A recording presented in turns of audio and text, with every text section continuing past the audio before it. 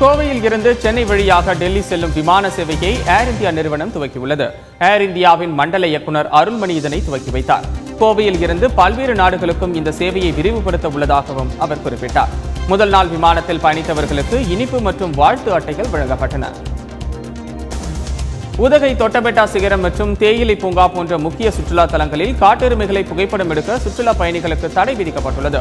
வனப்பகுதியை ஒட்டிய இடங்கள் என்பதால் மாலை நேரத்தில் காட்டெருமைகள் அவ்வப்பொழுது கூட்டமாக உலா வரும் என்றும் அப்பொழுது அதன் அருகில் சென்று யாரும் புகைப்படம் எடுக்கக்கூடாது என்றும் வனத்துறையினர் எச்சரித்துள்ளனர். நெல்லை மாவட்டம் தென்காசி அருகே செங்கோட்டை பிரானூர் பார்டர் பகுதியில் வசிக்கும் குஜராத்தியர்கள் தங்கள் பாரம்பரிய முறைப்படி தீபாவளி பண்டிகையை நேற்று கொண்டாடினர்.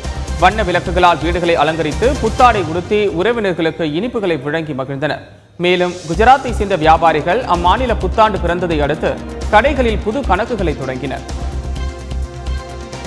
விருதுநகர் மாவட்டம் ஸ்ரீவில்லிபுத்தூர் அருகே பாலத்தின் மீது கார் மோதியதில் 4 பெண்கள் உட்பட 7 பேர் படுகாயமடைந்தனர்.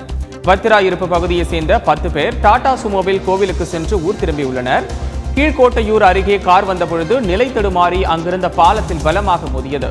இதில் காயமடைந்தவர்கள் ராஜபாளையத்தில் உள்ள தனியார் மருத்துவமனையில் அனுப்பி வைக்கப்பட்டனர்.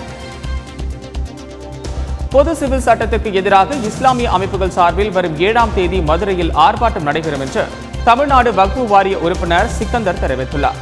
நாமக்கல்லில் செய்தியாளர்களிடம் பேசிய அவர், பொது சிவில் சட்டத்திற்கு எதிராக நாடு முழுவதும் நடத்தப்பட உள்ள போராட்டத்தின் முதல் கட்டமாக மதுரையிலும் தொடர்ந்து சென்னையிலும் போராட்டம் நடைபெறும் என்று குறிப்பிட்டார்.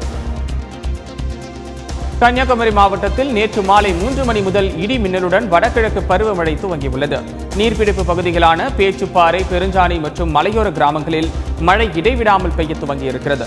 இதுவரை வறண்டு போய் காணப்பட்ட நீர்நிலைகள் இந்த மழையால் நிரம்பும் என பொதுமக்களும் விவசாயிகளும் மகிழ்ச்சியடைந்துள்ளனர்.